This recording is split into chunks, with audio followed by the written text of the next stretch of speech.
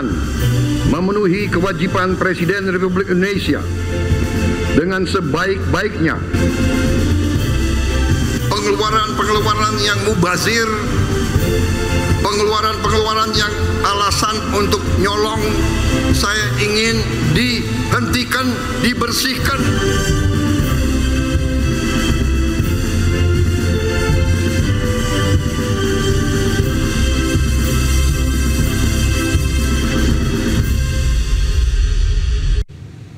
Menteri Koordinator Bidang Perekonomian Erlangga Hartarto mengumumkan stimulus ekonomi terbaru 2025. Stimulus berupa bantuan ekonomi bagi masyarakat. Program stimulus teranyar ini adalah bantuan langsung tunai atau BLT yang akan dibagikan untuk periode Oktober hingga Desember 2025. Erlangga menyebut program ini diluncurkan setelah Presiden Prabowo meminta adanya pemberian tambahan BLT untuk total 35.046.783 keluarga penerima manfaat dengan anggaran sebesar 30 triliun rupiah. Erlangga menyebut BLT terbaru akan menjangkau 140 juta orang dengan asumsi satu keluarga penerima manfaat terdiri atas ayah, ibu, dan 2 orang anak. Selain menambah BLT, pemerintah juga menambah kuota magang nasional bagi fresh graduate atau lulusan baru. Dari tahap 1 sebesar 20.000 kuota peserta magang di bulan Oktober. Maka di bulan November, pemerintah menambah kuota magang sebesar 80.000 peserta. Ini Bapak Presiden minta menambahkan bantuan langsung tunai ini yang akan diberikan pada bulan Oktober, November, dan Desember 2025 dan akan diterima oleh 36.783 keluarga penerima manfaat. Dan ini lebih tinggi dari BLT sebelumnya. Nah, selanjutnya juga pemerintah memberikan bantuan dalam program magang lulusan perguruan tinggi. Tujuannya agar memberikan pengalaman kerja bagi para lulusan baru, fresh graduate di dunia, baik itu di dunia usaha, industri, dan BUMN, termasuk lembaga pemerintah dan Bank Indonesia. Program ini untuk mendorong penciptaan lapangan kerja produktif di berbagai sektor. Peserta magang ini gelombang pertama sebanyak 20.000 orang dan ini sudah dibuka dan mulai bekerja tanggal 20 Oktober ini. Kemudian bulan depan akan dibuka kembali dan ditingkatkan menjadi 80.000 peserta magang dan seluruh peserta magang diberikan uang saku per bulan yang besarannya sama dengan uang saku daerah kabupaten. Pemerintah meluncurkan bantuan ekonomi yang terdiri dari bantuan langsung tunai dan juga perluasan program magang nasional. Lebih lengkapnya sebagai berikut.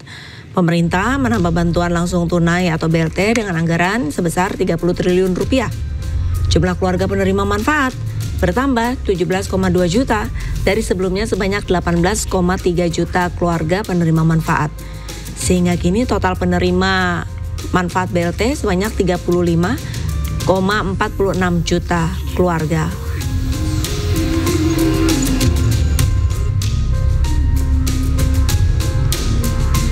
Selain menambah jumlah penerima BLT, pemerintah juga menambah kuota program magang nasional. Tahap 1 yang dimulai pada bulan Oktober sebanyak 20.000 peserta. Namun di bulan November mendatang, pemerintah membuka kuota 80.000 fresh graduate atau lulusan baru.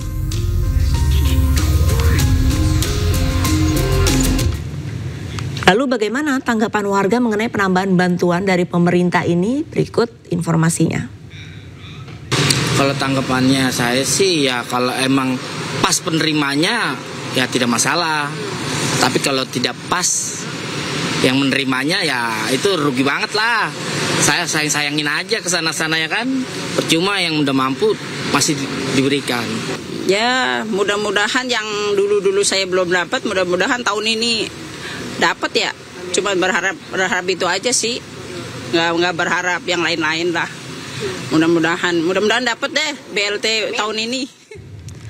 2 hari beroperasi, lebih dari 15.000 aduan masyarakat masuk ke kanal lapor Pak Purbaya.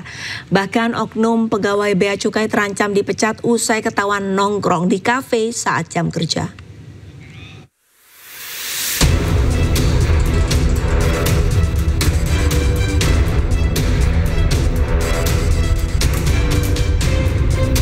Baru 2 hari beroperasi, kanal lapor Pak Purbaya, layanan sarana masyarakat untuk sampaikan keluhan atau kendala terkait bea cukai dan pajak dibanjiri belasan ribu aduan. Dari 10 laporan yang ingin segera ditindaklanjuti, ada 1 laporan di mana pelapor menyebut melihat petugas bea cukai yang tiap hari nongkrong di Starbucks, lengkap dengan laptop dan membicarakan bisnis aset.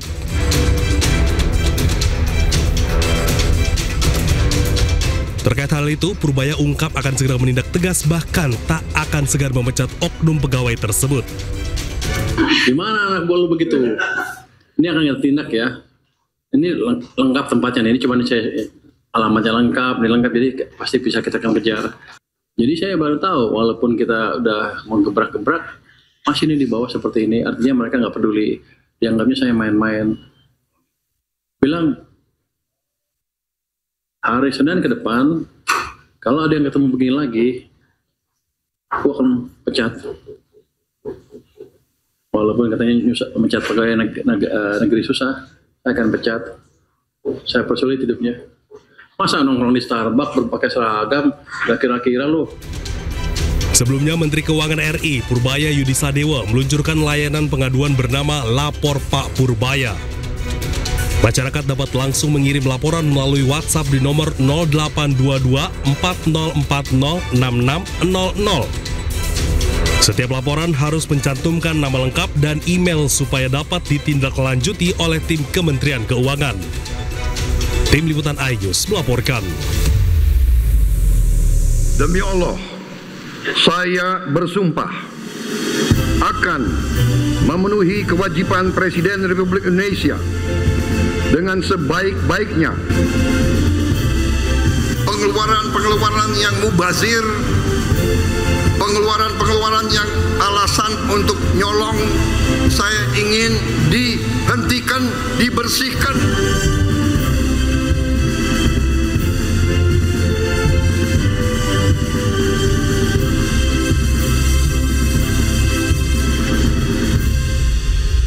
Anda kembali di iNews Sore bersama saya Diandra Mukni. Pemirsa, mantan pelatih Timnas Indonesia Sinteyong dikait-kaitkan sebagai calon kuat pengganti Kluivert yang resmi mengakhiri kebersamaan dengan Timnas Indonesia. Sinteyong sempat menakodai Timnas Indonesia selama memperjuangkan tiket lolos ke putaran Piala Dunia 2026.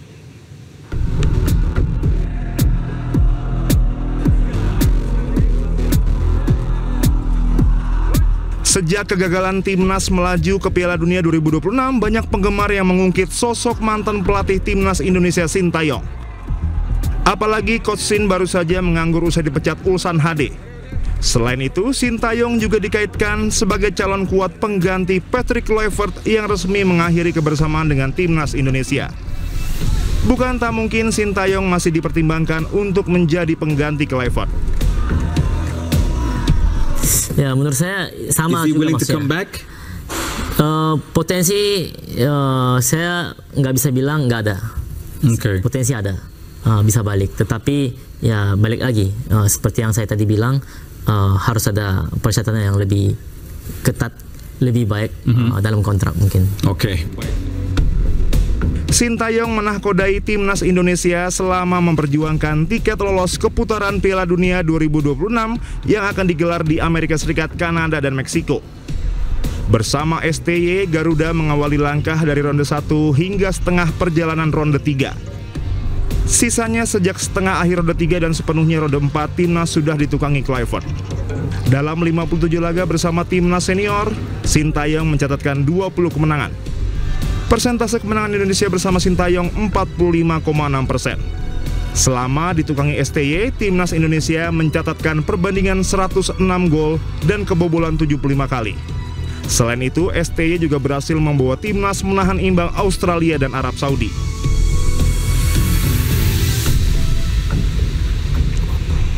Lantas siapakah yang cocok mengisi kursi pelatih kepala Timnas Indonesia selanjutnya? Untuk membahas selengkapnya kami telah terhubung dengan pengamat sepak bola, Bung Roni Pangemanan. Selamat sore Bung Ropan, apa kabarnya? Sore, Jendra, kabar baik. Ya. Alhamdulillah. Bung, ini kan banyak nama yang belakangan santer terdengar dalam bursa calon pelatih Timnas. Mulai dari kembalinya Sinteyong, kemudian juga ada nama yang paling digadang-gadang nih ada Louis van Gaal. Kemudian ada juga mantan pelatih Timnas Irak, Jesus Casas, ex-pelatih Uzbekistan, ada Timur Kapadze, dan juga beberapa nama lainnya. Menurut Bung Ropan, siapa nih yang paling cocok? Ya sebenarnya dari kemarin saya menginginkan kalau bisa selain nama-nama tadi yang disebutkan termasuk mungkin STY, ada satu nama lagi Paulo Bento, ex-pelatih dari Korea Selatan dan Uni Emirat Arab yang punya CV record yang sangat bagus sekali. Masih 56 tahun dibandingkan dengan Louis van Gaal misalnya yang akan datang menukangi kita misalnya kalau jadi sudah 74 tahun Tapi semua terserah dari federasi. Tapi kalau nama-nama yang disebut saya lebih oke dengan Paulo Bento atau mungkin dengan Jesus Casas yang masih muda juga, masih 51 tahun. Apalagi kalau Timur Kapadze itu masih 44 tahun bahkan. Jadi masih segar. STY itu 55 tahun.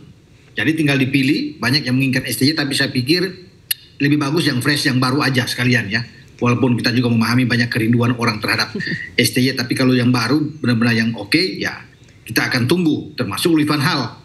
Kalau Louis van Gaal ini pelatih yang paling berpengalaman menurut saya wajar-wajar saja kalau PSSI merekrut Louis van Gaal karena dia pernah 3 kali, satu-satunya pelatih Belanda yang 3 kali menukangi tim nasional Belanda. Jadi tahun 2000, 2001 dia menangani, 2012, 2014 bahkan di Piala Dunia 2014 di Brasil. Louis van Gaal ini membawa Belanda itu juara ketiga, menempati posisi ketiga setelah mengalahkan Brasil dalam perebutan tempat ketiga Kemudian dia balik lagi 2021 sampai 2022.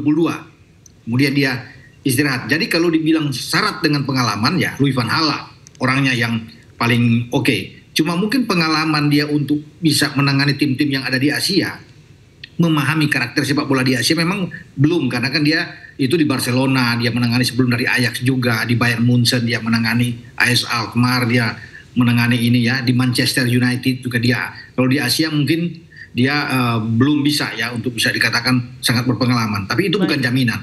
Kalau dari segi pengalaman saya pikir Louis van Gaal oke aja. Begitu. Louis van Gaal ini kan sangat digadang-gadang untuk menjadi penggantinya Patrick Kluivert. Nah, untuk dompetnya sendiri, budgetnya Timnas Indonesia untuk meng-hire Louis van Gaal sendiri nih kira-kira cukup nggak? Ya, itu memang harus ditanya ke federasi. Tapi kalau saya lihat dengan nama besar seorang Louis van Gaal ini, tentunya akan jauh lebih tinggi dibandingkan kita meng-hire STY dan juga sampai ke Patrick Kluivert. Bahkan mungkin harganya bisa 2 kali lipat. Kalau misalnya STY dan Patrick Kluivert berkisar di antara 1,3 miliar per bulan akan itu Louis van Gaal bisa ada 2. Nah, terakhir di Belanda Louis van Gaal ini digajinya 47 miliar per tahun. Nah, gimana? Kalau bisa dilihat kan makanya saya bilang dibandingkan dengan Patrick Kluivert itu dia 2 kali lipat gajinya. Jadi kalau dengan 47 miliar per tahun kita apakah PSSI sanggup? Tapi kalau ada punya uang silakan. Kalau bisa memang dengan nama besar seorang Louis van Gaal, dan ini tidak bisa terbantahkan. Kalau kita lihat dari CV nggak main-main. Ini bukan kaleng-kaleng, bukan pelatih abal-abal, tapi dia punya record yang sangat bagus kan, bisa dilihat dengan dia klub-klub mana yang dia bisa melatih. Yang saya bilang tadi itu 3 kali di tim nasional Belanda, dan dia menangani klub-klub besar, Barcelona, Ajax, Bayern Munchen, itu kan klub-klub yang besar, dan dia membawa tim itu juara, bukan tanpa gelar Di Ajax dia pernah membawa 3-4 kali juara di Eredivisie, bahkan di Barcelona ada 2 kali, di Bundesliga juga selain La Liga, Bundesliga dia bisa bawa juara. Jadi memang dia punya mental pelatih yang punya tangan dingin juga untuk bisa membawa juara, kecuali tim nasional Belanda yang hanya sampai di posisi ketiga di 2014. Jadi sah-sah aja, dan ini pelatih yang bagus kalau memang itu benar bahwa bidikan PSSI jatuh ke tangan dari Louis van Gaal, gitu Diandra. Oke, karakter pelatih seperti apa sih Bung Ropan yang cocok untuk Timnas Indonesia? Ya kalau bicara karakter karakter yang disiplin tentunya, harus tegas, keras tipikal juga STY banyak yang menyukai karena sangat disiplin sekali. Cuma sekarang mungkin hanya soal komunikasi saja, yaitu yang dikeluhkan oleh PSSI sejauh ini Tapi saya pikir kalau dengan pelatih yang punya track record yang sangat bagus seperti Louis van Gaal, tentunya ini dia bisa berkomunikasi dengan apapun, dia bisa lakukan dengan bahasa Belanda. Kemudian pemain-pemain kita kan abroad itu sudah menjadi WNI, semua bisa bahasa Belanda, bahasa Inggris juga oke, dan mungkin dia akan cepat beradaptasi dengan bahasa Indonesia. Jadi kalau bicara dengan karakter ya, atau dia lebih tepat memang Louis van Gaal. Tapi itu dia, selain Louis van Gaal, Paulo Bento harus dicoba, saya bilang. Itu selain itu, ada Jesus Casas juga. Ini pelatih-pelatih yang tipikal sangat tegas, sangat disiplin di dalam meramu ya atau menangani sebuah tim, dan Indonesia cocok seperti itu. Kalau Louis van Gaal itu Diandra, jadi dia punya gaya style permainan, ada bisa beberapa pola. Terutama dengan pola 3-4-3 dia bisa, karena di Ajax juga pernah menerapkan itu, dan itu kan disukai juga oleh STY sebelumnya. Yeah. Jadi dia banyak 4-4-2 juga dia bisa melakukan itu di Barcelona. Dengan tim nasional Belanda 4-3-3, jadi dia bisa menyesuaikan dengan beberapa sistem permainan dengan style gaya dari Louis van Gaal. Itu kelebihan, keunggulan dari dia kalau kita bisa mendapatkan Louis van Gaal. Baik. Nah, masalah timnas Indonesia ini seringkali adalah kendala di ruang ganti. Apakah Louis van Gaal ini bisa jadi sosok yang cocok untuk hal ini, Bung Ropan? Kalau bicara cocok, ya saya kira oke, karena dia kan paling senior dari antara nama-nama yang saya sebut tadi yang masih terlalu muda-muda, Jesus Casas, Timur Kapatse, Paulo Bento, STY kan tuh jauh di bawah. Bahkan di bawah 60 tahun semua. Dia 74 tahun, jadi dia sudah seorang bapak. Nah mungkin kita perlu juga seperti dia.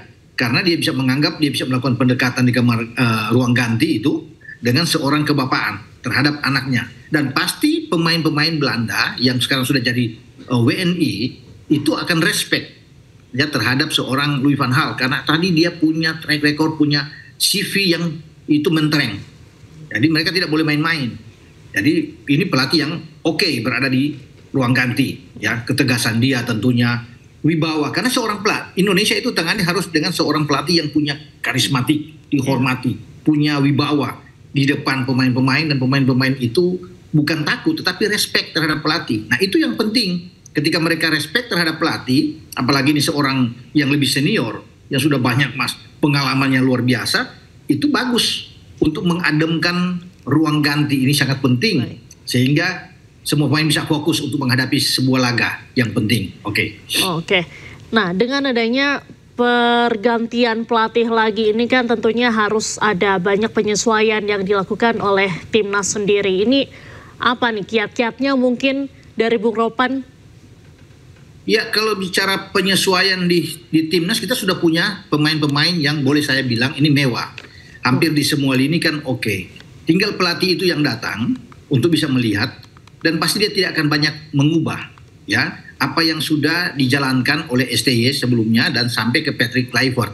Jadi tidak akan secara fundamental merubah itu gaya bermain kita. Apalagi tadi yang saya bilang, dia bisa cocok dengan beberapa style yang ada ya untuk bisa bermain dengan formasi apapun di tim nasional kita. Tinggal seorang pelatih itu yang nantinya akan menyesuaikan dengan apa yang dia inginkan terhadap tim kita. Jadi saya pikir nggak ada masalah gitu. Baik. Terima kasih banyak Bung Ropan sudah bergabung dengan iNews Sore hari ini. Salam sehat selalu, salam sepak bola Bung. Anda kembali di iNews Sore pemirsa. Gencatan senjata Israel Hamas diisi dengan saling tuding. Kedua kubu saling menyalahkan atas pelanggaran gencatan senjata di jalur Gaza.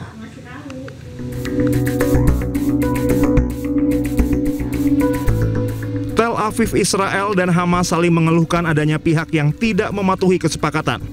Di sisi Israel, Tel Aviv menuding Hamas tidak mengikuti perjanjian penyerahan jenazah semua sandera.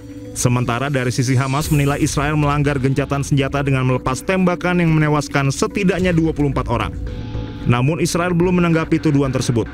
Berdasarkan kesepakatan, gencatan senjata berlaku sejak 10 Oktober 2025 di mana Hamas harus menyerahkan total 48 sandera yang terdiri dari 20 sandera hidup dan 20 sandera yang tewas.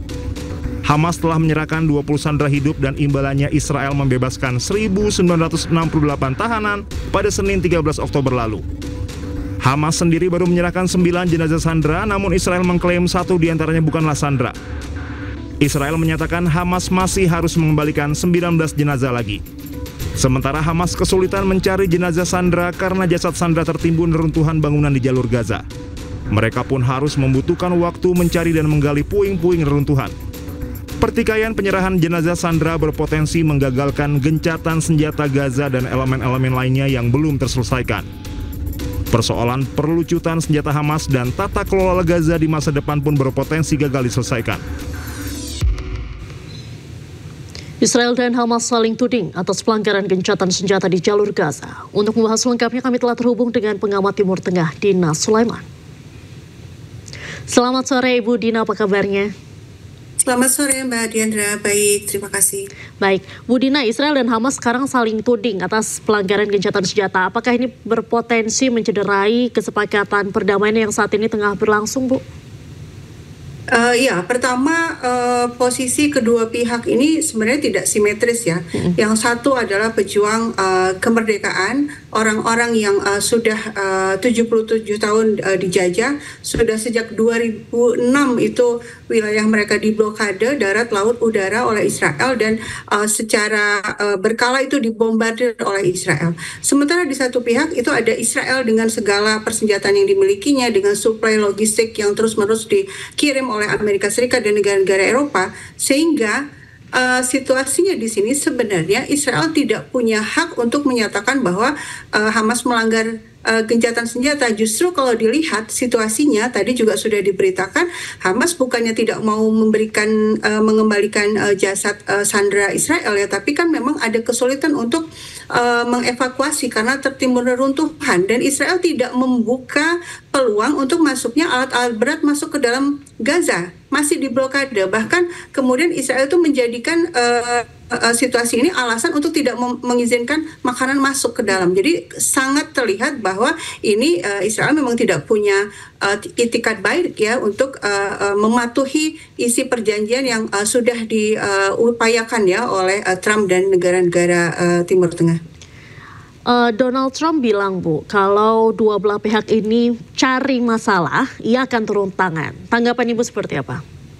Nah, ini perspektif yang dipakai Donald Trump ini yang salah kaprah ya. Kan seolah-olah ini dua pihak yang setara, ini yang jadi masalah selama ini. Kenapa kok perdamaian, tanda kutip ya, perdamaian kok nggak bisa terus terjadi, berbagai upaya negosiasi kok gagal terus ya, karena memang langkah awal atau perspektif awal ketika Amerika Serikat berusaha mendamaikan, tanda kutip, dia selalu memandang bahwa Israel itu adalah negara yang sedang terancam keamanannya oleh Hamas. Sehingga dia mengancam Hamas ya, jangan bikin masalah loh. Yang bikin masalah kan sebenarnya Israel. Harusnya Israel yang dengan segala power yang dia miliki, dengan segala senjata yang dia miliki, dia tuh tidak boleh memblokade Gaza seperti sekarang, tidak boleh menduduki Gaza seperti sekarang kan gitu ya. Nah, selama yang berusaha mendamaikan itu adalah Trump atau Presiden Amerika Serikat yang sangat bias sejak awal dan bahkan juga ikut serta terlibat dalam genosida Gaza 2 tahun terakhir ini ya, kita tidak bisa berharap bahwa akan tercapai perdamaian yang sustainable. Yang namanya perdamaian itu kan ada dua jenis ya. Ada peace, negative peace, ada positive peace. Maksudnya apa negative peace? Ya sementara tidak ada tembak-menembak, seolah-olah selesai. Tapi ketika ketidakadilan masih terus berlanjut, genosida dan kejahatan yang dilakukan Israel masih terus berlanjut, ya pasti akan muncul lagi kekerasan. Yang diharapkan oleh dunia dan juga pastinya oleh bangsa Palestina sendiri adalah positif peace, yaitu perdamaian yang berkelanjutan. Artinya apa? Segala akar permasalahan itu harus diselesaikan, yaitu apa? Pendudukan Israel, genosida Israel harus dihentikan, makanan harus dibolehkan masuk secara leluasa, dan Israel harus keluar sepenuhnya dari jalur Gaza, dari tepi barat. Kita juga bicara Palestina, kita juga bicara tepi barat, dan dari Yerusalem Timur.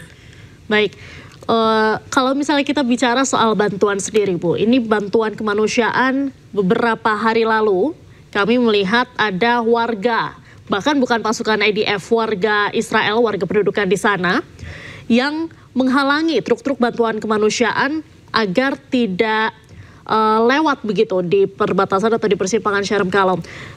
Nah, menurut Ibu, bahkan ini seperti mendarah daging dari warga-warga Israel sendiri, bahwa mereka sangat tidak mau bantuan kemanusiaan ini masuk ke Gaza.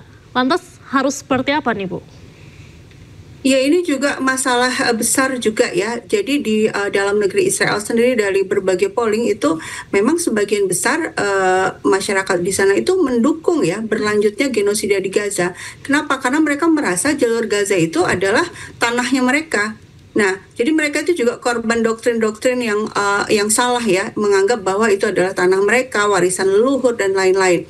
Dan upaya orang-orang sipil atau masyarakat Israel untuk menghalangi masuknya bahan bantuan ke Gaza itu bukan hanya akhir-akhir ini saja ya. Sejak awal tuh mereka sudah seringkali melakukan itu, bahkan menghancurkan bahan makanan yang sebenarnya dikirim untuk orang-orang Gaza yang kelaparan. Nah, sehingga pertanyaannya memang pertanyaan besar sekarang ini, gimana caranya mendamaikan satu pihak punya hak untuk meraih kemerdekaannya gitu kan, tapi satu pihak masih terus ingin menjajah dan ingin melanjutkan genosida kepada pihak lain, yaitu Israel.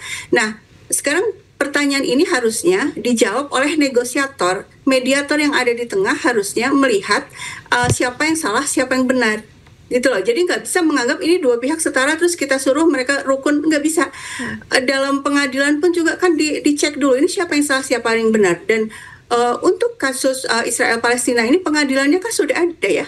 Pengadilannya sudah berjalan dan vonisnya sudah ada. Israel harus keluar dari tepi barat, Yerusalem Timur, dan jalur Gaza. Artinya Israel yang salah, nggak boleh dia ada di Gaza lagi gitu kan.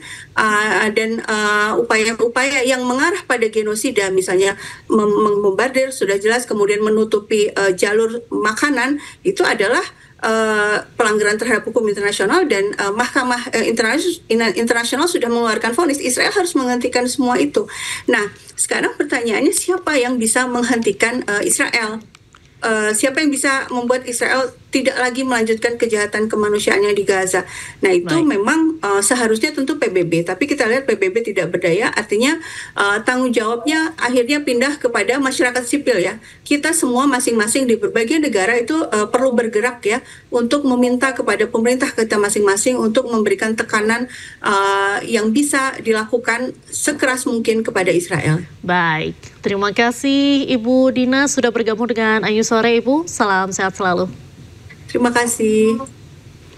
Pemirsa, seminggu kesepakatan Israel-Hamas berlaku, nyatanya masih terdapat tindakan provokatif dari tentara militer Israel. Selain itu, tindakan penduduk ilegal pun mulai meresahkan warga Gaza. هذا الفلسطيني نزيح حامد من سلواد طبعا حاليا هو قاعد وموجود هون والمستوطنين. Di kawasan tepi barat Palestina, seorang warga hanya bisa duduk dengan menatapi kebun zaitunnya tepat di desa Kober, Ramallah bagian utara. Dirinya tidak bisa memanen kebun zaitunnya karena tentara Israel mencegah pemilik tanah mengakses pohon-pohon mereka. Usai viral, jurnalis yang ingin merekam panen zaitun pun mendapat aksi teror dari para tentara Zionis. Tentara Israel melemparkan granat setrum ke arah jurnalis. Di sisi lain, warga Gaza juga mendapatkan serangan dari penduduk ilegal di kota Siliwat, Ramallah bagian timur laut. Sekelompok orang menyerang ambulan dan petani. Aksi ini pun direkam warga dari dalam ambulan.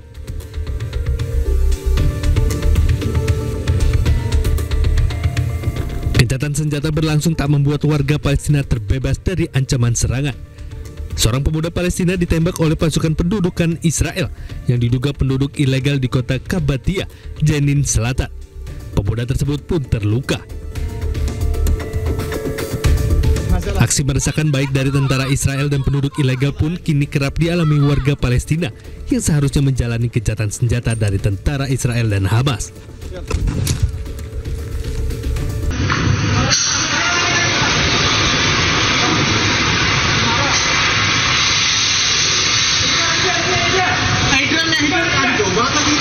Yang gede harusnya, yang gede.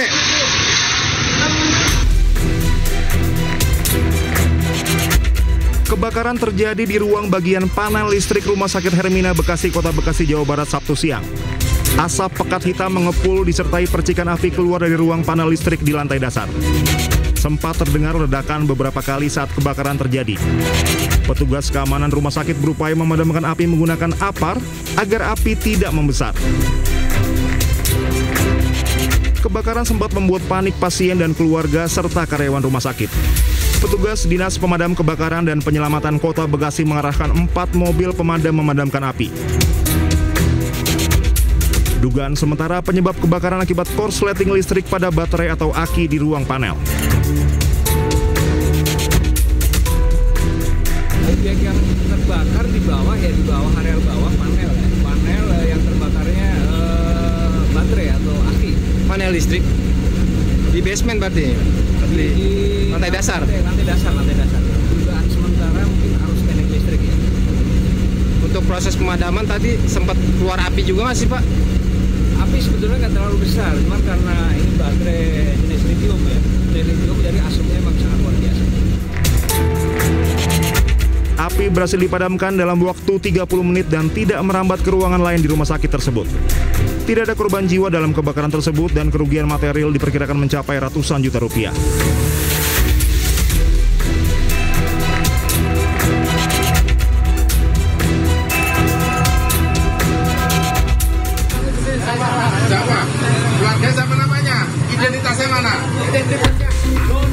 Inilah situasi yang menegangkan di sebuah ruko fotokopi di Jalan Kalisari, Pasar Rebo, Jakarta Timur.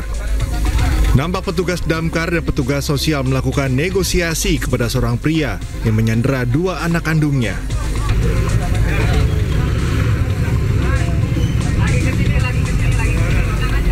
Pelaku mengancam akan menyakiti kedua anaknya dengan menggunakan senjata tajam.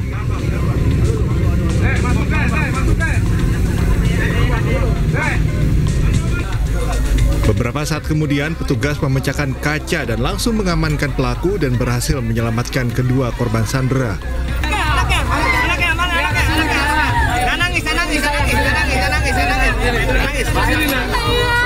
Pelaku nekat menyandera kedua anaknya di ruko fotokopi miliknya karena kerap mengalami halusinasi dan gangguan jiwa. Kedua korban yang berhasil diselamatkan langsung dibawa ke rumah ketua RT setempat untuk mendapatkan perlindungan. Anaknya selamat, nggak diapa-apain kok.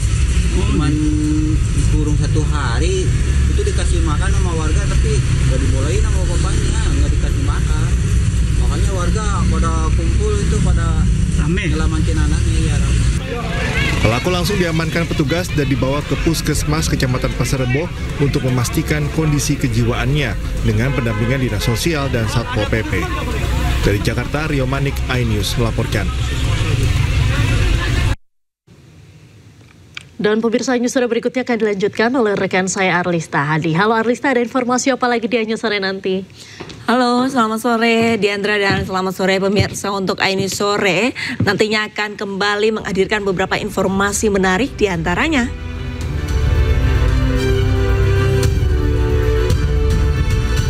Viral di media sosial, Louis van Gaal jadi kandidat terkuat pengganti Patrick Kluivert sebagai pelatih timnas.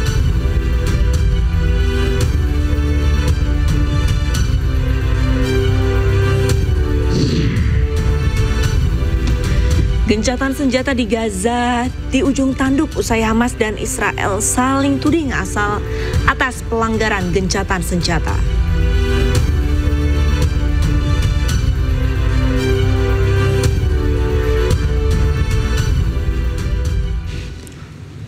Kita ke informasi selanjutnya pemirsa, seorang pemotor terperosok ke dalam tanah ambles sedalam 3 meter di Jalan Raya Tembalang, Semarang, Jawa Tengah.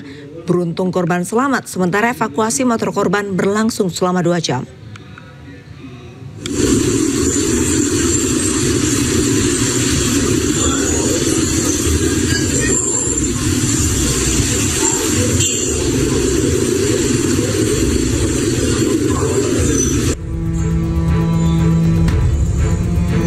Seorang pemotor terperosok ke dalam jalan ambles di Jalan Raya Tembalang, Semarang, Jawa Tengah sedalam 3 meter.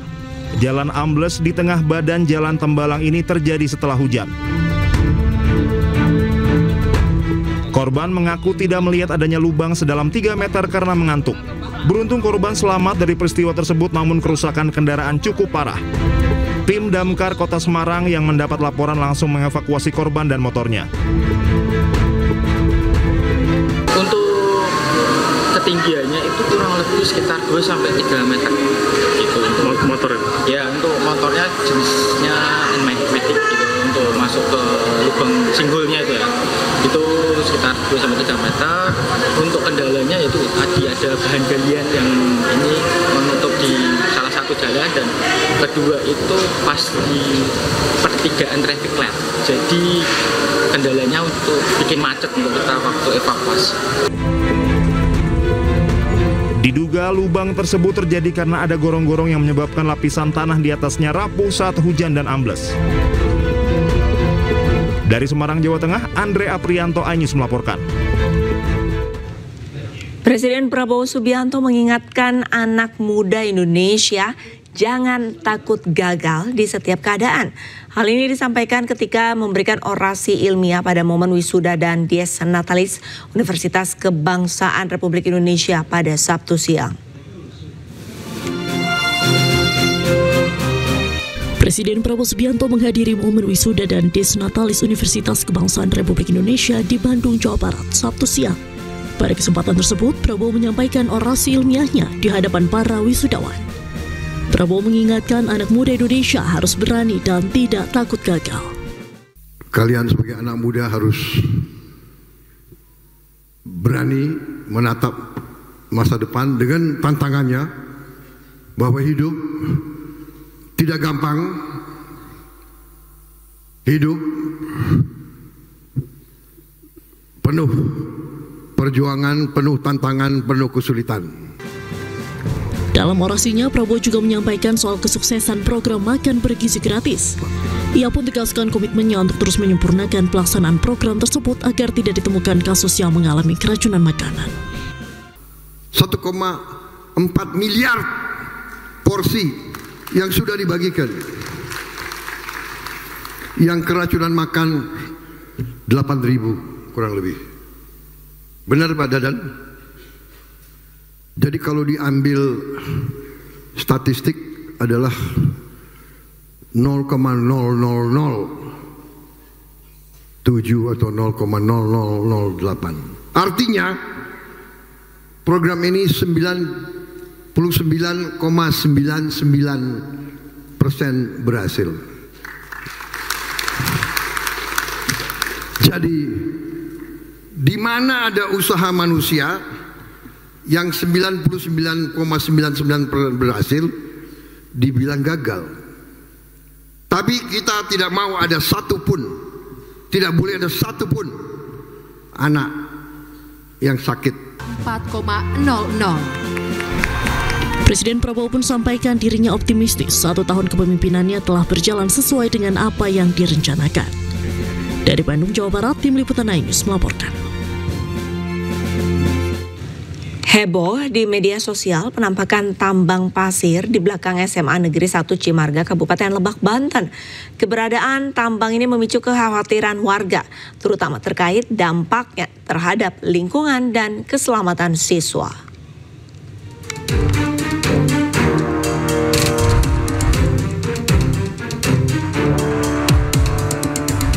Jagat media sosial dihebohkan beredarnya video area tambang pasir berukuran besar di belakang SMA Negeri 1 Cimarga, Kabupaten Lebak, Banten.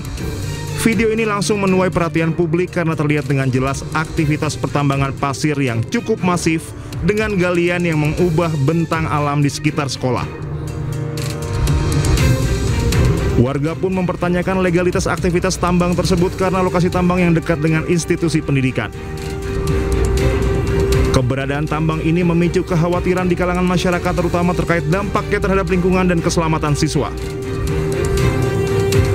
PLT Kepala Dinas ESDM Provinsi Banten, Ari James Faradi, mengatakan pihaknya akan menindaklanjuti dan mengecek keberadaan tambang pasir tersebut. Segala sesuatunya kan pasti izin itu udah ada tentang upaya pengelolaan dan pemantauan lingkungannya. Jadi kita akan melihat apakah berizin atau tidak yang pertama. Kalau berizin, kita akan lihat tanggung jawab perusahaan seperti apa terkait dengan good management practice-nya dan juga laporan-laporan yang harus diberikan kepada kami. Dan kebetulan kami juga lagi dapat surat dari Kementerian SDM untuk mendata kembali sejak tahun 2022 sampai 2025 izin usaha pertambangan, wilayah izin usaha pertambangan apa saja yang ada di Banten.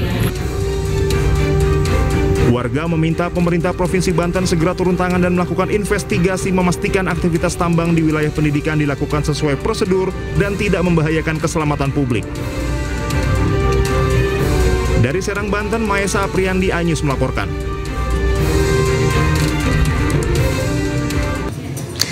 Pemprov DKI Jakarta kembali melakukan uji coba wisata malam di Taman Marga Satwa Ragunan.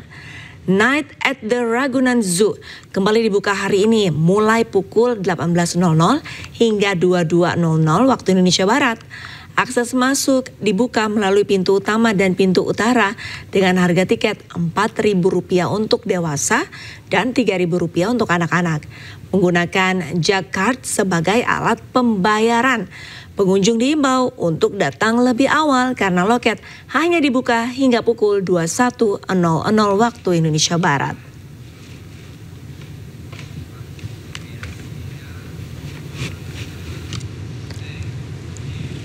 Dan untuk mengetahui informasi selengkapnya, kami sudah terhubung dengan jurnalis iNews Ismalia Meidasari di BXC Bintaro Jaya Tangerang Selatan dan Anissa Rizkia di Ragunan Jakarta Selatan. Selamat malam rekan-rekan, saya akan ke Anissa terlebih dahulu. Anissa, untuk kondisi di Ragunan pada malam hari ini seperti apa? Apakah semakin banyak warga yang datang? Anissa dan juga pemirsa, semakin malam justru ini semakin ramai warga yang berdatangan untuk berwisata malam di kawasan Taman Marga Satwa Ragunan Jakarta Selatan. Nah, kalau dilihat ini sudah ada banyak sekali ya masyarakat yang sedang tiba begitu, mereka mengetap menggunakan Jackcard. Ini merupakan salah satu fasilitas yang harus mereka gunakan untuk masuk menikmati wisata malam yang dilakukan uji coba yang kedua kalinya oleh Pemprov DKI Jakarta. Dan memang setelah sukses uji coba yang pertama, menurut data yang kami himpun total ada sekitar lebih dari 1.000 pengunjung yang hadir pada uji coba yang pertama. Nah, nanti nih untuk uji coba yang kedua kita akan saksikan apakah lebih tinggi animo masyarakatnya, karena memang saya akan coba untuk kunjungi salah satu pengunjung yang sedang berfoto sepertinya di sini. Halo Kakak, boleh perkenalkan dulu namanya Kak siapa ini? Namanya Kak siapa? Endang. Kak Endang kesini sama siapa? Sama keluarga. Sama keluarga. Ini sebelumnya tahu informasi wisata malam di Ragunan dari mana? Tadi ada keluarga yang tahu dari media sosial, dari TikTok. Terus rencana pengen keliling menikmati apa aja? Menikmati melihat hewan-hewan yang ada di sini. Sebelumnya kan belum pernah. Jadi pengen melihat gimana sih kondisi Ragunan pada malam hari begitu. Berarti ini kali pertama ya untuk datang ke Ragunan pas malam hari? Iya benar. Nah, gimana nih tanggapannya tadi waktu pertama datang udah disambut boneka-boneka dan ada banyak sekali tempat spot foto menarik di sini? Jujur waktu pertama kali datang kayak kaget, ternyata ada tempat wahana kebun binatang dikunjungi malam hari. Kayak kaget aja ternyata dan seramai itu. Wih, tadi bayar tiketnya harga berapa? Dewasa 4.000. 4.000. Menurut Kakak worth it nggak sih dengan harga 4.000? Sangat worth it. Di tempat wisata yang seramai ini dengan harga 4.000 begitu worth it untuk orang dewasa. Baik, terima kasih ya Kak Indah. Selamat menikmati akhir pekannya bersama keluarga. Itu tadi salah satu pengunjung yang memang datang ke Ragunan ini untuk menikmati wisata malamnya baru pertama kali, Arlista dan juga pemirsa. Nah, selain itu juga bagi Anda yang hendak untuk menikmati wisata malam ini, memang ini baru uji coba yang kedua kalinya dilakukan oleh Pemprov DKI Jakarta. Melihat banyak sekali animo masyarakat yang datang begitu ya. Ada sejumlah atraksi hewan dan juga kita bisa memberikan makanan secara langsung, yaitu untuk hewan-hewan nokturnal, yaitu hewan yang aktif di malam hari. Di antaranya ada landak, kemudian harimau Sumatera, ada lingsang dan masih banyak lagi. Selain itu juga kita bisa mengajak begitu ya buah hati ke sini untuk berfoto bersama ikon-ikon yang ada di Taman Marga Satwa Ragunan Jakarta Selatan. Nah, sekedar informasi Arlista, memang untuk kunjungan tadi terakhir di sesi pertama, sesi pagi ini sudah mencapai 19.000 pengunjung. Itu artinya semakin malam nanti akan lebih banyak masyarakat yang hadir datang untuk menikmati wisata malam di Ragunan Jakarta. Demikian saya kembalikan kepada Anda Arlista di studio. Baik, terima kasih informasinya Anissa. Kurang lebih untuk target hari ini seharusnya lebih dari 1.000 ya. Kita ke Ismalia Meidasari di BXC Bintaro Jaya. Ismalia, bagaimana untuk kondisi pengunjung di sana? Apakah ramai?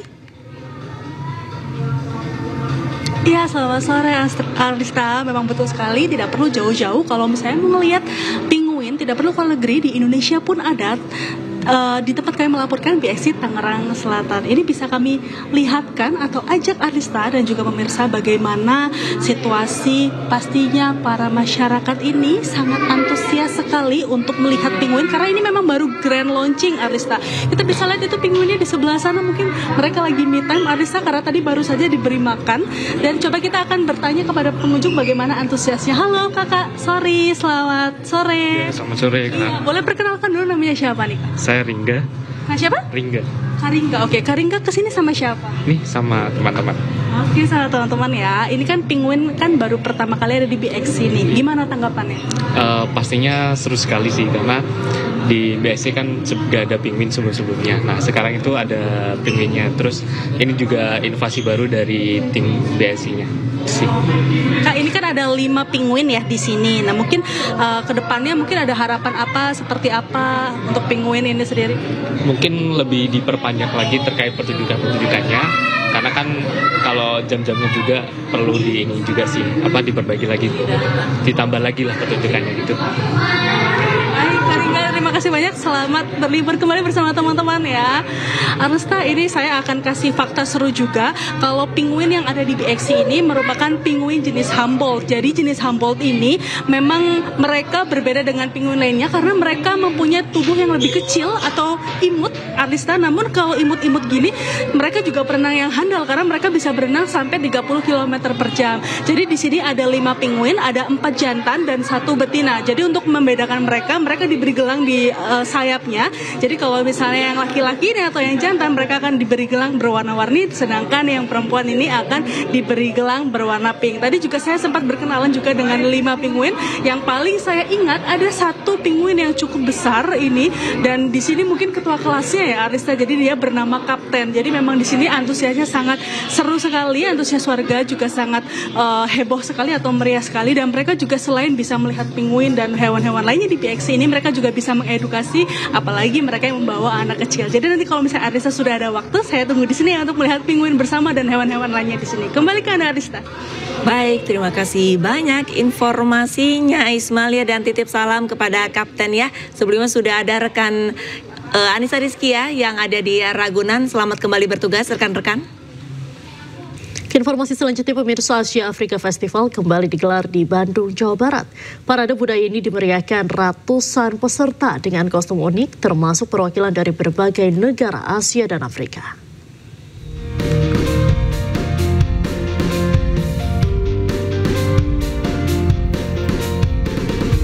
Event tahunan Asia Afrika Festival kembali digelar di sepanjang ruas Jalan Asia Afrika Sabtu siang.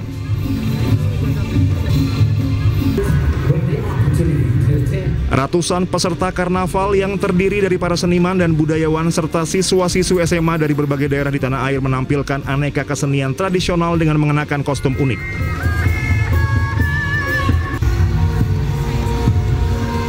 Tidak hanya Indonesia, peserta dari luar negeri seperti India, Myanmar, Jepang, Kamboja, Laos, dan Singapura turut memeriahkan acara.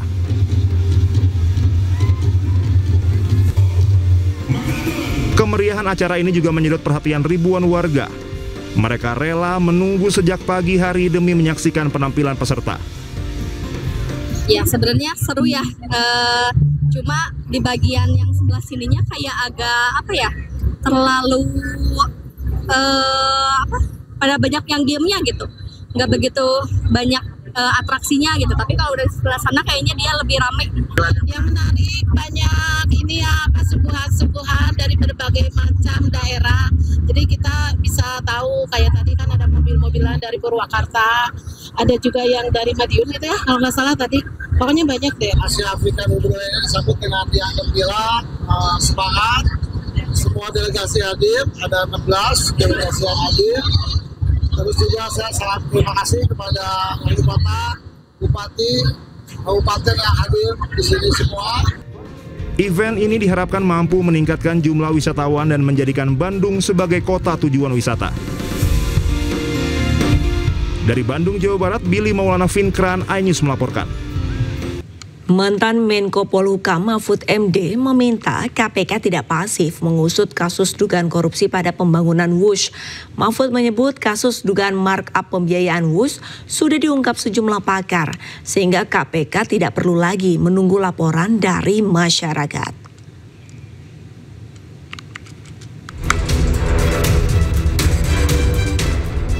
Mantan Menko Polhukam Mahfud MD menilai penanganan kasus dugaan markup biaya pembangunan kereta api cepat Jakarta-Bandung tidak perlu lagi menunggu laporan dari masyarakat ke Komisi Pemberantasan Korupsi.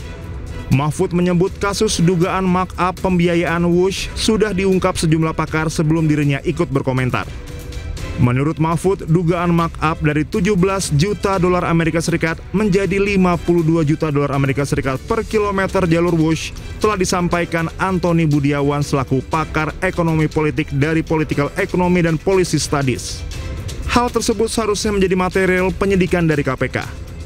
Jadi jangan, kalau mau menyelidiki betul KPK, panggil Antoni Budiawan karena dia yang bilang di situ sebelum saya kan bilang ini Antoni Budiawan bilang begitu. Kan gampang kalau itu. Dan sekarang ini mestinya kalau ada hal seperti itu tidak perlu laporan, langsung diselidiki. Itu perlu laporan tidak masuk akal. Mahfud meminta KPK tidak bersifat pasif untuk mengusut kasus dugaan korupsi pada pembangunan WUSH di masa pemerintahan Presiden ke-7 RI Joko Widodo. Tim Liputan Anyus melaporkan. Sebelumnya, Ketua KPK Setio Budianto menanggapi terkait dugaan markup di proyek kereta cepat WUSH yang disebutkan mantan Menko Polhukam Mahfud MD. KPK berharap apa yang diinformasikan Mahfud memiliki data pendukung. Sementara, menurut pengamat kebijakan publik Agus Pambagio, dugaan ini kemungkinan hanya penyesuaian kurs mata uang asing.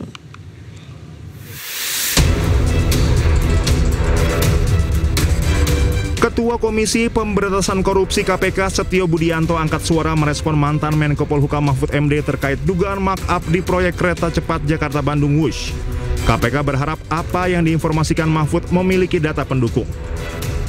Setio menegaskan setiap informasi yang ada akan terlebih dahulu ditelaah oleh kedeputian di KPK. Sekarang sih belum terinformasi ya, intinya dari internal gitu. Tapi kalau Pak Mahfud menyampaikan seperti itu ya, mudah-mudahan ada informasi, ada data, ada dokumen yang bisa mendukung penjelasan dirinya. Tapi saya yakin beliau mungkin punya gitu, tinggal nanti apakah masyarakat atau apa ya. KPK punya ini nggak Pak untuk jemput bola gitu Pak, karena informasinya kan 3 kali lipat gitu Pak. Apanya itu? Maksudnya mau jemput bola ke ya, untuk minta ditelaah dulu di level kedeputian, terus apa yang harus dilakukan dengan informasi tersebut. Ya. Sementara menurut pengamat kebijakan publik Agus Pambagio, dugaan tersebut bisa jadi disebabkan penyesuaian kurs mata uang asing. Meski demikian, Agus menambahkan tidak menutup kemungkinan adanya markup pada aspek lain, khususnya di sektor konstruksi. Di situ markupnya sih tidak, yang mungkin ada markup mungkin ya, itu padu konstruksi. Pada waktu konstruksi kan sempat ada 3 pilarnya dibongkar ulang, 1 pilar tuh 50 M, ya kan? Nah, mungkin dari situ. Mungkin tanah. Nah, tanah ini masih di apa? Itunya KDM banyak tuh yang ngadu ke dia ya bahwa tanahnya sekian miliar belum dibayar. Nah, situ. Tetapi kalau jumlahnya itu saya yakin dari kurs antara yuan dan juga dolar. Berarti itu berpengaruh juga Pak dengan utang. Iyalah, pasti. Apalagi kecuali utangnya itu di hedge. Ini sepertinya tidak di hedge, karena tidak di hedging, ya ngikut terus, semakin tinggi kursnya semakin mahal. Sebelumnya dugaan markup di proyek kereta cepat WUSH mulai diperbincangkan menyusul ramainya sorotan soal utang proyek kereta cepat yang mencapai 116 triliun rupiah. Tim Liputan Anyus melaporkan. Ketua Dewan Ekonomi Nasional Luhut Panjaitan menyebut akan ada keputusan Presiden soal pembayaran utang kereta cepat Jakarta-Bandung. Kepres ini akan terbit dalam waktu dekat.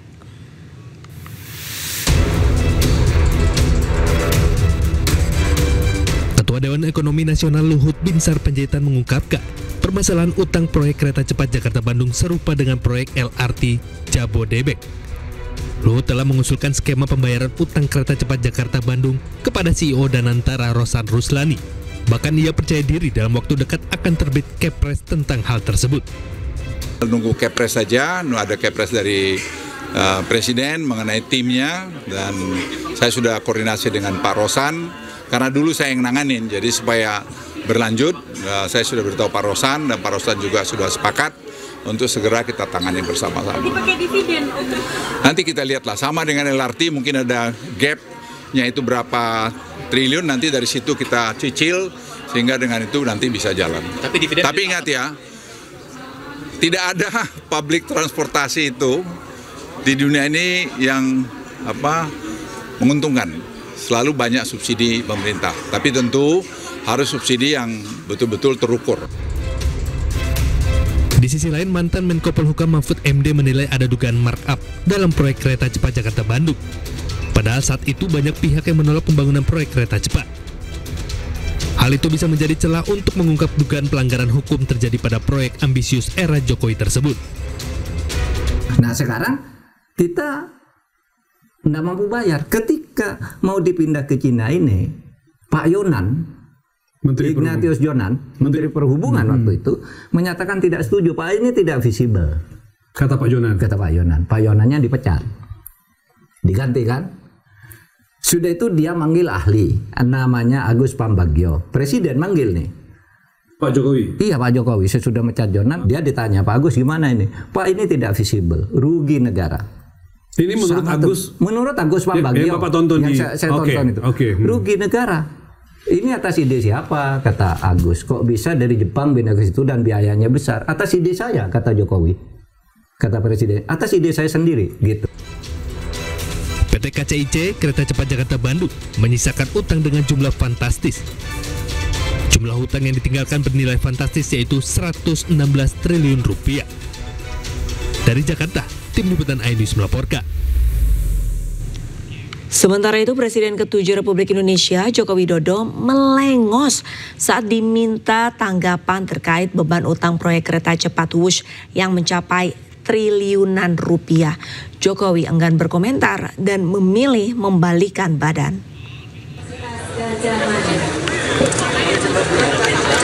Hari ini, saat menghadiri Dies Natalis Fakultas Kehutanan UGM Yogyakarta, Presiden ke-7 Republik Indonesia Jokowi ketika ditanya terkait kereta cepat Wush, alih-alih menjawab pertanyaan wartawan, Jokowi hanya tersenyum dan memilih balik badan.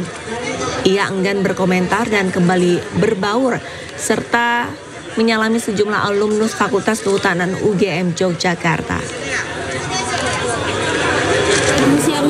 Masih APBN gimana Pak? Tanggapannya bus yang sekarang tidak pakai APBN gimana Pak? Bus Pak, kereta cepat Pak, gimana Pak tanggapannya Pak? Sekarang kan udah nggak pakai APBN Pak, gimana Pak? Harapan ke Fakultas Kehutanan Pak?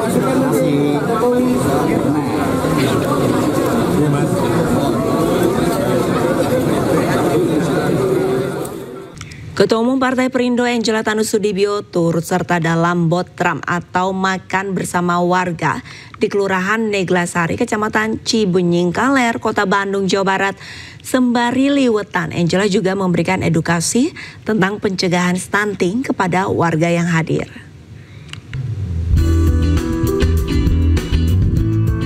Warga di Kelurahan Neglasari, Kota Bandung, Jawa Barat menyambut hangat kehadiran Ketua Umum Partai Perindo Angela Tanusudibio. Kunjungan mantan Wamenparekraf dan rombongan untuk memberikan edukasi tentang pencegahan stunting bagi ibu hamil dan anak. Pada rangkaian peringatan HUT ke-11 Partai Perindo ini, Angela Tanusudibio juga membagikan sembako serta alat tulis kepada warga yang hadir. Dalam suasana penuh keakraban, Angela Tanusudibio ikut melaksanakan botram atau makan bersama warga menggunakan alas daun pisang. Dan pada saat botram tentu kita bisa lebih dekat dengan masyarakat dan juga menyerap berbagai aspirasi dari masyarakat. Ada beberapa isu-isu dalam anak muda yang memang mungkin harus kita arahkan untuk menuju ke arah yang lebih baik. Berupa sembako, pelatihan-pelatihan dan penyuluhan tentang gizi dan terutama ya betul, terutama untuk UMKM juga tentunya. Partai berlambang Raja Wali mengembangkan sayap ini terus bergerak menyapa serta menyerap aspirasi warga dan menjadi partai inklusif dan terbuka bagi semua. Dari Bandung, Jawa Barat, Ervan David, iNews melaporkan. Gencatan senjata Israel Hamas diisi dengan saling tuding. Kedua kubu saling menyalahkan atas pelanggaran gencatan senjata di jalur Gaza.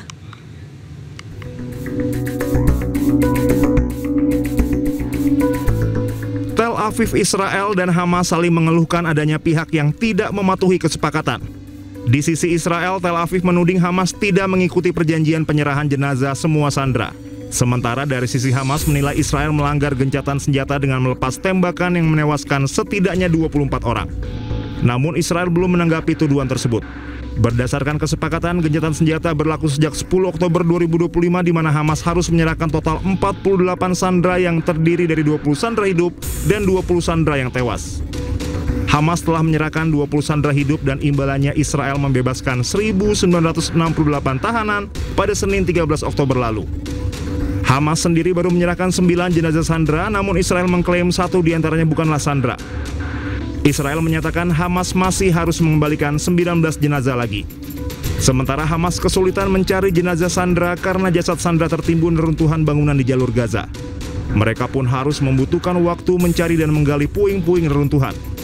Pertikaian penyerahan jenazah sandera berpotensi menggagalkan gencatan senjata Gaza dan elemen-elemen lainnya yang belum terselesaikan.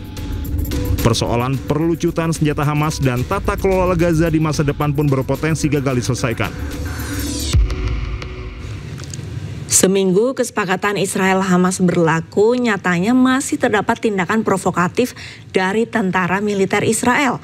Selain itu, tindakan penduduk ilegal pun mulai meresahkan warga Gaza.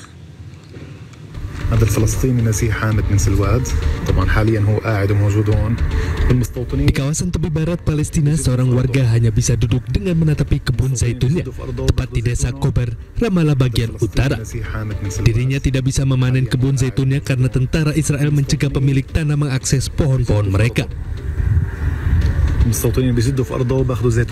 Usai viral, jurnalis yang ingin merekam panen zaitun pun mendapat aksi teror dari para tentara Zionis. Tentara Israel melemparkan granat setrum ke arah jurnalis.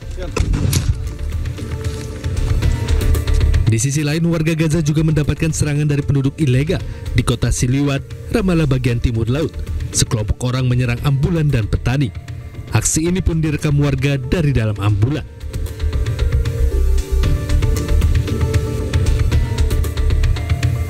Gencatan senjata berlangsung tak membuat warga Palestina terbebas dari ancaman serangan. Seorang pemuda Palestina ditembak oleh pasukan pendudukan Israel yang diduga penduduk ilegal di kota Kabatia, Jenin Selatan. Pemuda tersebut pun terluka. Aksi meresahkan baik dari tentara Israel dan penduduk ilegal pun kini kerap dialami warga Palestina yang seharusnya menjalani gencatan senjata dari tentara Israel dan Hamas.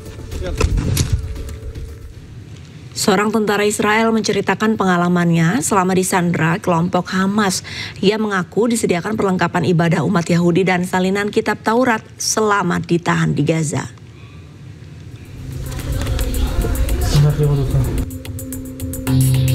Seorang tentara Israel yang sempat disandra Hamas selama agresi di jalur Gaza, Palestina menceritakan pengalamannya selama menjadi tawanan. Dalam wawancara perdananya setelah dibebaskan Hamas, Matan Angres mengatakan milisi penguasa jalur Gaza justru memenuhi permintaannya untuk menyediakan perlengkapan ibadah umat Yahudi dan salinan kitab Taurat selama ditahan di Gaza.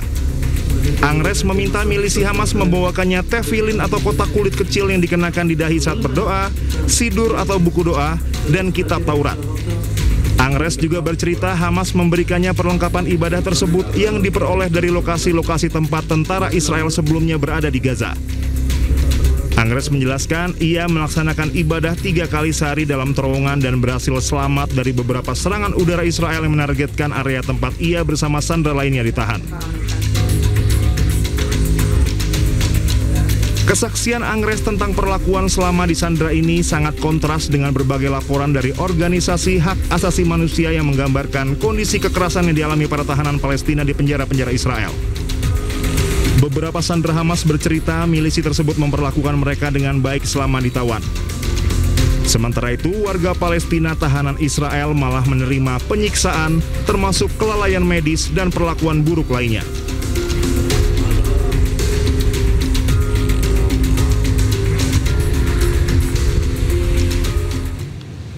Pasca perang Hamas Israel selama 2 tahun, warga Gaza kini menyelenggarakan sholat Jumat pertama kali di tengah Masjid Abdullah Azam yang rusak parah.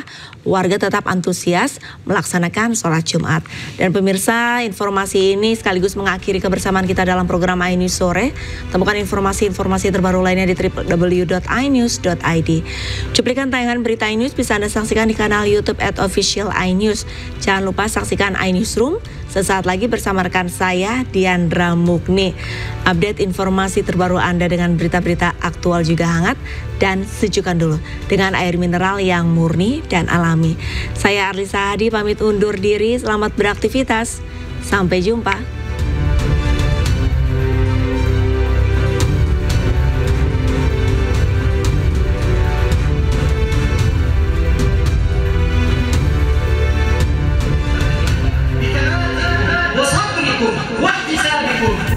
Warga Palestina mengadakan sholat Jumat di Masjid Abdullah Azam yang rusak parah di kawasan Sabra, Gaza. Mereka antusias melaksanakan sholat Jumat setelah 1 pekan gencatan senjata Hamas Israel berlaku. Sejumlah warga tetap melaksanakan sholat Jumat berjemaah dikelilingi bangunan masjid yang hancur. صلي في أي مكان يشاء الله تبارك وتعالى وتيسر أمره بحول الله، لكن أنا أقول إذا قدر الله تبارك وتعالى ستعمر بيوت الله وستعمر بيوتنا. المسجد أكثر من 90% من المسجد مدمر، وطبعا البقعة الصغيرة التي استصلحناها في المسجد تمام لكي تقام الصلوات وتقام شعائر الله عز وجل. فهذا من فضل الله عز وجل نحن قدرنا في هذا الوقت القصير ان احنا نسترجع والهمم ونعيد الصلاة ونعيد المصلين إلى إتمام الشعائر الله عز وجل وإتمام الصلوات الخمس. Gencatan senjata Israel Hamas berlaku sejak 10 Oktober 2025. Kesepakatan berisikan pembebasan sandera dan mundurnya tentara IDF dari tanah Gaza.